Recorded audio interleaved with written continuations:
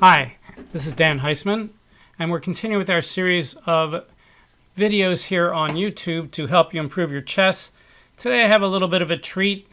I'm going to go over the game of the century, the game between Donald Byrne and Bobby Fischer at the Rosenwald tournament in 1956. And I'm going to do something that probably no one who's ever done this anywhere has done, which is include some of Donald Byrne's comments. Now, let me give some of my background and some of the background on the players so you can get the perspective on what I'm talking about. When I went to college in 1968, I went out to Caltech, and I was a freshman at Caltech. And unfortunately, the smog then was a lot worse, and I had an allergy, and I got really sick and had a sore throat like the whole time I was at Caltech. So I had to transfer in the middle of the year, so we tried to transfer somewhere close that I could get into easily in the middle of the year, and I was able to get into Penn State. And Penn State had as its head of its chess program International Master Donald Byrne, who was one of the most famous chess players in the United States. He was an English professor at Penn State. And when I went to Penn State, I immediately became the first board. Donald Byrne and I hit it off really well. He immediately made me, even though I was only a sophomore when I got there, he made me captain of the team, and we became pretty good friends. So Donald Byrne he loved to tell stories about everything. And one of the things he told stories about was this game. Now, for those of you who don't know about how FIDE worked in those days, FIDE did not adopt the USCF rating system as a FIDE rating system till the 1960s. And Donald Byrne's heyday was in the 1950s when he was a young player. And Donald Byrne became fatally ill by the 1960s, and he passed away at a young age in the 1970s. But when he was young, he couldn't travel that much. But he did travel to a lot of the Olympics and so on. And in those days, it was much harder to become a grandmaster. Donald Byrne, at his peak, was rated the number 2 player in the United States, I believe maybe after he won the U.S. Open in 1953. And even by the time I got to him 15 years later, he was still the 7th rated player in the United States. And the United States is one of the strongest chess countries, of course, even then. So to be the 7th best player in the United States, you know, by today's standards, that would make him a fairly strong grandmaster. But in those days, there was only about 200 grandmasters in the whole world. Everything was a lot different then. You know, the top Soviet players were all grandmasters. The United States had like 7 grandmasters. And Donald Byrne was like the strongest international master among them. So by today's standards, he was clearly grandmaster level. But by those standards, which were much stricter then, he was just below, and he did not, because of his illness, and because there was no rating system, there was a lot of things going into this, but he didn't have a chance to get his GM title. Even if you look at his best games, he played all those top Soviet players in the USSR, USA matches, and so on. Now, to set this game up from the Bobby Fischer side, you know, as Donald Byrne used to say when he would discuss this game, he says, when I played Bobby in the Rosenwald tournament, Bobby was not yet Bobby Fischer, meaning that we didn't quite realize that this was going to be like one of the greatest players of all time. He was an extremely promising young player. Fischer was 13 at the time, and I think his rating when he played in the Rosenwald tournament was around 2280. And of course, the ratings then were much lower. So 2280 would be maybe equivalent to 2480 or 2500 today. But still, 2500 today is not like, you know, what Bobby Fischer would be. He was still several hundred points, you know, below where he was going to be, you know, years later. So Fischer was not quite what everybody began to realize a year or two later, you know, this incredible phenomenon. He was just the strongest kid around in the New York City area. And the Rosenwald tournament in 1956 was not the U.S. Championship. It was kind of like the de facto U.S. Championship, a little bit like what the TCEC is to computer chess. It's not the official World Chess Championship, but it's kind of recognized as such. And the Rosenwald tournament was that way. Fischer's rating was not high enough in 1956 to be invited to the top 12 players in the United States. But because it wasn't the U.S. Championship and because it was held in New York and Fischer was the top New York junior player, you know, he got an invitation to the event. All right, so let's look at this game of the century, and I'll add a couple things from Donald Byrne to make it a kind of a unique experience. All right, so Byrne was white. He opened knight f3. They were playing 40 moves in 2.5 hours. No increment or anything in those days. We didn't have digital clocks. Knight f3, knight f6. Byrne played c4. Could be in English, depending on what happens. Fischer plays g6, offering either a Grunfeld or a King's Indian if Byrne wants to play d4. Byrne plays knight c3. Fischer plays bishop g2. Byrne plays d4. Fischer castles. And now if Byrne wants to, he can play e4, and after d6, we'd get a King's Indian. Byrne decided not to stop Fischer from playing d5 to Grunfeld, which he offers with the move bishop to f4. All right, so Fischer does decide to play Grunfeld instead of King's Indian. He plays d5. And Byrne plays what's called the Russian system. He plays queen to b3. Usually you play queen b3 without bishop f4. Fischer takes the pawn. D takes c4. This is all book, of course. Queen takes c4. Fischer saves his c-pawn with c6. Fischer plays e4. And now Fischer plays knight bd7. Now, I have the advantage, 60 years after this game was played, of having a computer that's rated 3500 that I can have running in the background. So I'm running Stockfish 10, and Stockfish 10 thinks that Fischer's move knight bd7 is not one of his top 3 choices.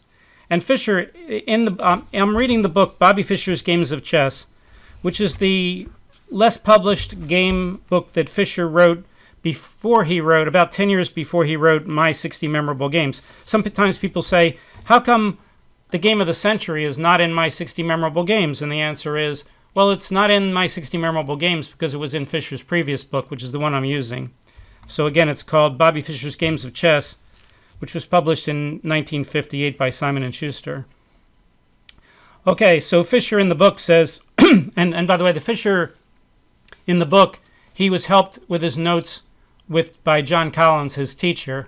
10 years later, when they did My 60 Memorable Games, that same position was held by Grandmaster Larry Evans, who helped Fischer write the book. Fischer wasn't much of an author himself. He knew what he wanted to put in the book, but he wasn't a writer. So in both books that he wrote, he really had kind of a ghostwriter for the text. So anyway, Fischer says another system popularized by Solzhenitsyn is b5, queen b3, and then queen a4. And Stockfish does think that b5 is the best move here. So if you're ever playing this position and you're black, you could improve on Fischer's play and play b5. So Fischer plays knight bd7. And Stockfish's advantage for white jumps up to about 0.8 now. And Stockfish says that Donald Byrne could here play most accurately bishop e2 or rook to d1 or maybe h3. So those are your 3 big moves. And Donald Byrne does play one. He plays rook to d1. And, Stockfish says white's got a pretty nice little advantage here. Maybe black should play something like queen to a5. The number 2 move is the move that Fischer chose, knight to b6. All right, so it's interesting as to where the queen should go now. The 3 main places that Byrne could put the queen are d3, b3, and c5. And Stockfish thinks that white has a nice advantage after each one of those, and he agrees with Fischer's comment that simpler is queen to b3. Donald Byrne decided to play queen to c5, and in the book, Collins and Fischer unjustly give that move a question mark. Stockfish agrees that queen c5 is not the best move, but it thinks that white still has the advantage after queen c5, and it doesn't think that it's that much worse than the best moves. So giving it a question mark is a little bit harsh. And of course, I have the tremendous advantage of, having such a wonderful tool here in Stockfish 10, and these guys are, of course, are writing a book without anything objective helping them, just their own analysis. And since Byrne got into so much trouble so quickly after this, I guess they figured that queen c5 being not accurate was a big part of the problem. But actually, it's only a very small part of the problem. And it's true As I said, queen b3, probably best move. So Byrne plays queen to a5, queen to c5, and Fischer develops his bishop, bishop g4. Stockfish says bishop e6 might be best. Bishop e6. Fischer plays bishop to g4. Okay, so here Donald Byrne needs to finish his development. The big principle in chess is move every piece once before you move any piece twice unless there's a tactic. Well, the queen had to move, the white queen had to move after he went to b3 to recapture on c4 and then to get out of the way of the knight attacking him on b6. But now Byrne could follow that principle. And if he does, he'll still end up with a nice white opening advantage. So the obvious move, bishop to e2, developing the bishop so he could castle, would give Byrne, according to Stockfish, about a 0.6 advantage. So this is where Byrne really lost the game, is on this move. And Byrne has an interesting story on this move. He knew that he had probably put his bishop on the wrong square on f4. And the general principle you want to follow is if you put a piece on the wrong square, but you haven't developed the other pieces, as long as it's safe, just leave it there, finish your development, and then you can fix it later.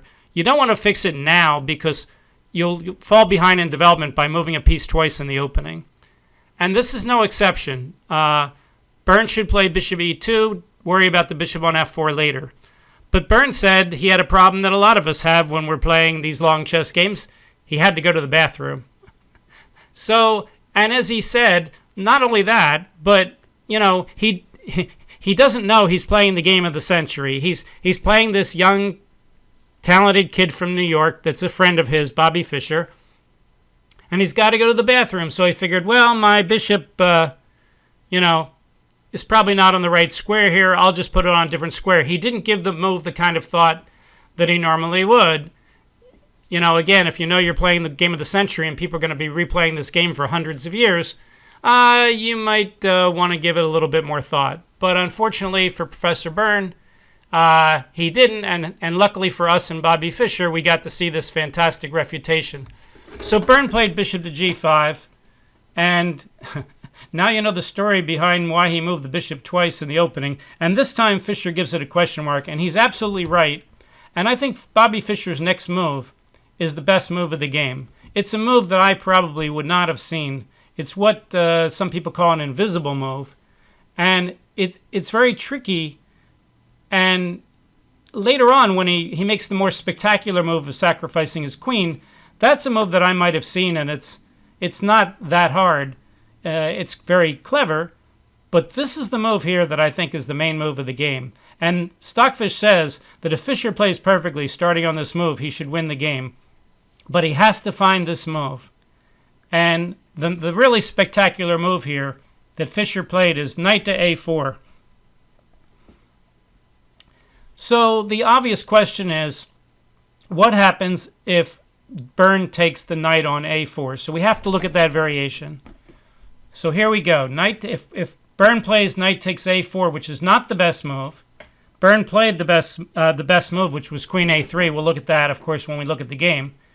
But if Byrne plays knight takes a4, then Fischer will play knight takes e4, hitting the queen. Now you might say, what good is this? He's only getting a pawn for his knight. And this is where I might stop and say, gee, I'm not sure I'm really getting much out of this. The problem is the queen can't really continue to guard the bishop on g5, and the knight on f3 can easily be removed.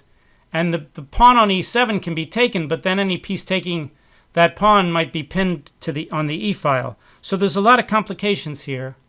Let's say Byrne here tries to save his bishop by guarding it. He really doesn't have any squares on this file to do that. So let's say he plays queen to c1. If he plays queen to c1, Fischer could play something like bishop takes f3, g takes f3, queen a5 check, and now he's hitting this bishop twice.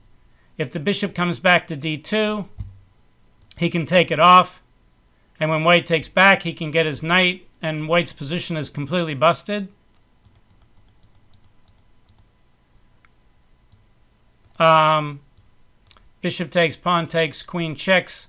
If knight to c3, simply knight takes g5, wins the piece back with, again, he's busted. Byrne could also counterattack with bishop takes e7. Stockfish says black's best move is now queen to c7. Let's say white tries to save the queen. Queen to a3, let's say. Fischer can play rook f e8, hitting the bishop twice. And now there's discovered attacks on the king if the bishop is saved.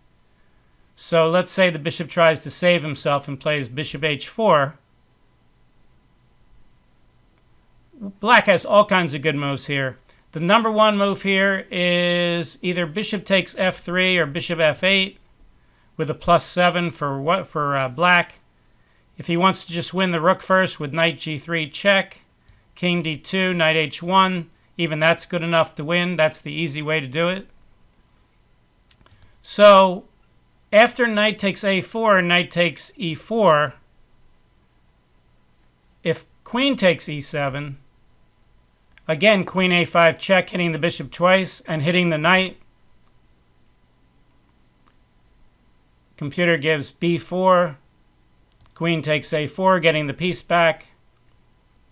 If queen takes e4, rook f e8, bishop e7, bishop takes f3, g takes f3, and bishop f8.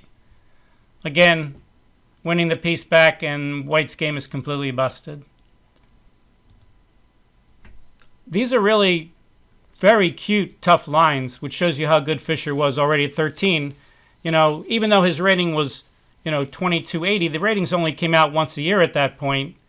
And his next rating, I think, was in the 2600s, which put him like second or third in the United States behind Reshevsky. So you could see he's already getting there. A move like knight a4 is just a wonderful, wonderful move. You can see from the complexity of lines we just looked at some of the fun he would have had if Byrne had done that. So Byrne actually defended this game very well after, he played bishop g5. The problem is he's dead lost here. So Byrne finds the best move here, queen a3. But Fischer's just winning now. He can remove the guard on the e-pawn, and he hasn't lost a piece at all, so he's just winning some material. Knight takes c3, b takes c3, knight takes e4, thank you for the free pawn. Now, Byrne's going to get a pawn back, but again, he's going to have all these same troubles with the open e-file. So he plays bishop takes e7. And now Fischer plays a good move, and in the book, it says white overlooked this move. Maybe Byrne looked this far, and maybe when Byrne was going over the game with Fischer and Collins, he said he didn't realize how strong Fischer's next move was. You also have to put into perspective that John Collins was not only Bobby Fischer's coach, he was also Donald Byrne's coach. But, John Collins was the coach of Lombardi, the Byrne brothers, I think Edmund Mednes, Bobby Fischer, Sal Matera, a bunch of people. He wrote a book called My Seven Chess Prodigies. And so when they say white overlooked this move, that's probably literally true, that Donald Byrne probably told them. They're not guessing that white overlooked this move. Donald Byrne probably told them that he did overlook this move. And the move he overlooked was queen to b6. And now if Byrne takes the rook, which is not his best move, Byrne found all the best moves here. It's just too late. If he takes the rook, Fischer would take back with the bishop hitting the queen. If the queen tries to go to b3 to hold on to the c3 pawn, then in the book, Collins and Fischer give knight takes c3, and Stockfish says, sure, as good as any.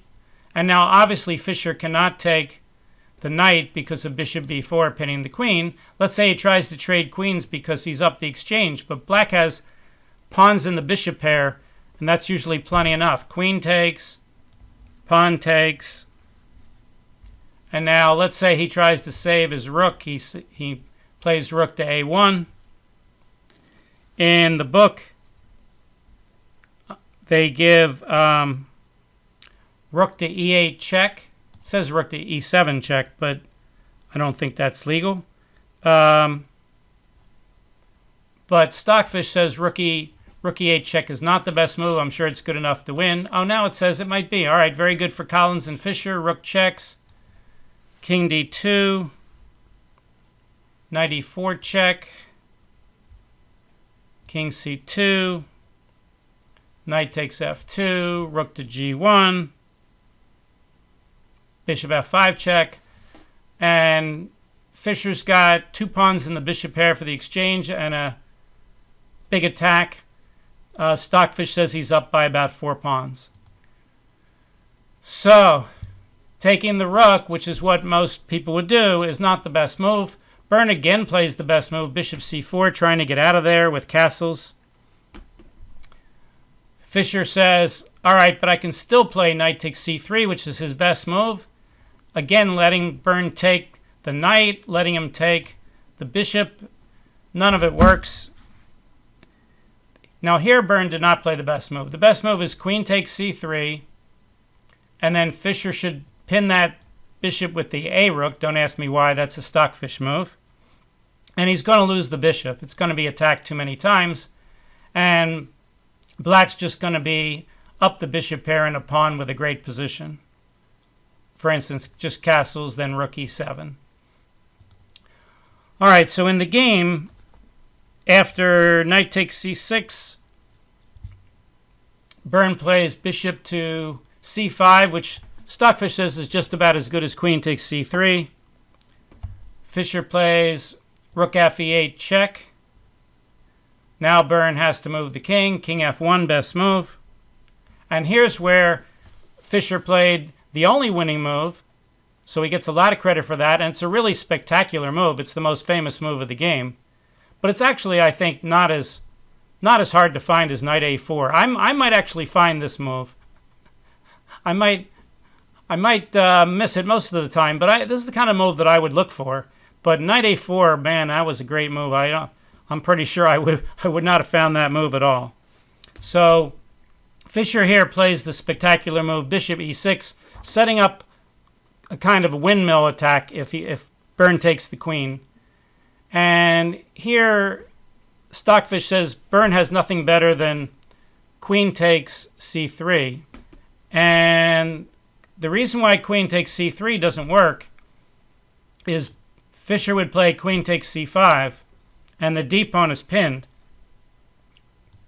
D takes c5, bishop takes c3, bishop takes e6, rook takes e6, and white can't get the king rook into the game, and he's down a pawn in the endgame. Stockfish has black ahead by about 2.3 pawns. So that's no good. So Byrne decides to just take the queen even though he knows he's losing. And he plays bishop takes b6, bishop takes check. Now black gets a windmill with a knight, knight e2 check, king f1, knight takes d4 check, king g1, knight e2 check, king f1, knight c3 check, king to g1, a takes b6. And now he still can't take the knight because the bishop's guarding it. He plays queen b4, hitting the bishop, and Fischer just guards the bishop with rook a4. All right, so I have a little more of a story to tell here, but this doesn't involve something Donald Byrne told me. Well, it does involve something Donald Byrne told me. Okay, so you might be saying at this point, why doesn't white resign? Well, Donald Byrne knew that this was a special game by a 13-year-old, and he thought he wanted to do something nice for Bobby Fischer to kind of salute him for the game. So he went to some of the other players, and he said to them, hey, you know, Bobby's played such a nice game here. As a kind of a salute to him, why don't I let him checkmate me? What do you think? And the other players said, sure, Don, why don't you do that?